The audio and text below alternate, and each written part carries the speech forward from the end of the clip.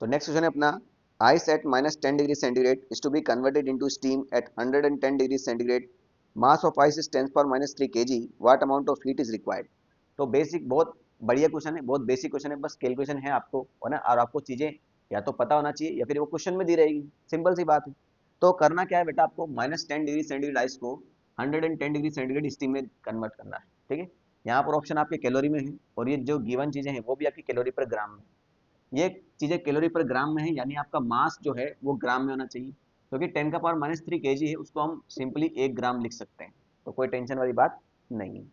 अब जब मैं इस आइस को स्टीम में कन्वर्ट करता हूँ तो इसके बीच में कई सारी स्टेजेस आती है, वो कैसे आएगी। -10 डिग्री सेंटीग्रेड आइस है, अगर मैं इसको हीट करूंगा तो पहले इसका टेम्परेचर 0 डिग्री सेंटीग्रेड आइस तक जाएगा, है ना। फिर इसको और हीट करूंगा तो इसका टेम्परेचर तो वही रहेगा, मगर ये आइस जो है वाटर में कन्वर्ट हो जाएगा। इसको मैं और हीट दूंगा तो ये 0 degree centigrade water 100 degree centigrade water में कन्वर्ट होगा। इसको मैं और हीट दूंगा तो ये 100 degree centigrade water 100 degree centigrade steam में कन्वर्ट होगा। इसको मैं और हीट दूंगा तो ये 100 degree centigrade steam 110 degree centigrade steam में कन्वर्ट होगा। इतनी स्टेजेस कवर होगी तब जाके ये आपका इसमें कन्वर्ट होगा, ठीक है। अब यहाँ पर दो प्रकार की एनर्जी आती है, एक तो एनर्जी आती है जिसमें हम स्टेट चेंज करते हैं, यानी आइस से वाटर, वाटर से स्टीम, और एक ऐसी एक एनर्जी ऐसी आती है जिसके अंदर सिर्फ टेम्परेचर चेंज होता है, स्टेट चेंज नहीं होती, ठीक है। तो जैसे यहाँ देखो, यहाँ आइस से आइस में ही है, यानी स्टेट चेंज नहीं हुआ, तो -10 डिग्री सेंटीग्रेड से 0 डिग्री सेंटीग्रेड हुआ, यानी टेम्परेचर चेंज हुआ। तो इसके लिए जो एनर्जी चाहिए आपको वो होती है mc∆T, ठीक।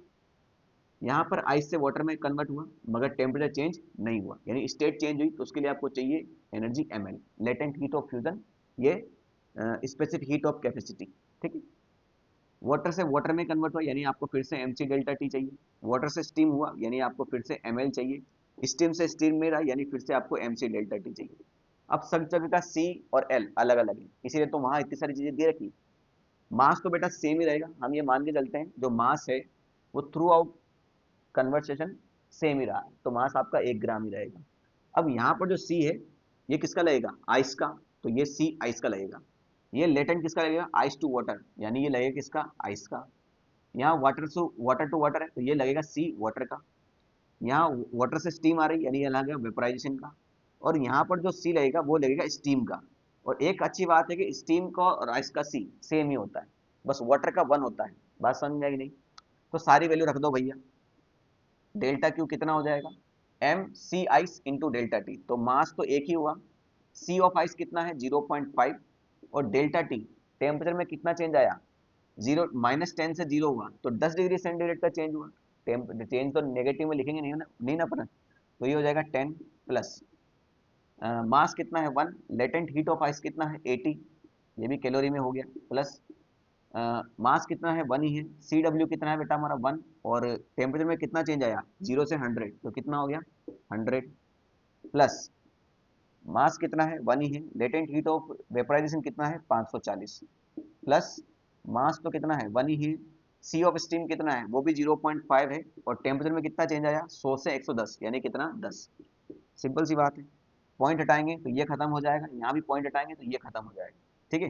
तो जोड़ लो भैया, ये बचा 5, ये हुआ 80, ये हुआ 100, ये हुआ 540, और ये हुआ 5, ठीक है। तो 540 640 640 और ये 10 740, 740 प्लस 80 कितना हो जाएगा 740, सॉरी सॉरी सॉरी, 540 640, 640 और 10 650, 650 और 80 कितना हो जाएगा 730। तो 730 किस में आएगा बेटा, ये कैलोरी में। ये कहाँ दे रखा है, ऑप्शन नंबर ए में, ठीक है।